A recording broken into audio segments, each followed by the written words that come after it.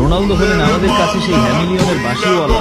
রোনালদোর খেলা, মাঠে তার নেতৃত্ব, তার জয়ী মনোভাব আমাদের যেভাবে আকৃষ্ট করে, তা যেন বাঁশির সুর এবং ইঁদুরগুলোকে প্রতিনিধিত্ব করে।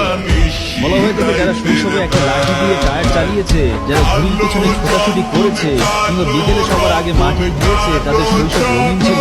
এসবের মাঝেও যারা শৈশবে রোনালদোকে পেয়েছে, তারা যেন খুব শৈশবকেই পেয়েছিল। রোনালদো আমাদের কত রাত হাসিয়েছে, আবার মন খারাপের দিনে বালিশ ভিজে একাকার হয়েছে কত শতবার। অবাস্তব ভাবনাও মাঝে মাঝে মাথায় ঠাঁই করে নেয়। স্নায়ুগুলো ভরে ওঠে যদি পোষা পায়রায় করে চিঠি পাঠানোর দুঃখটা থাকতো।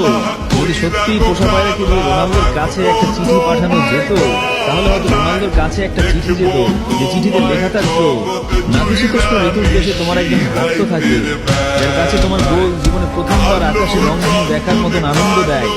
তোমার মন খারাপের দিনে যার কাছে দুনিয়ার সমস্ত বিষয় এক ধরে পুঞ্জীভূত হয়। রোনালদো, তুমি তো ফুটবল।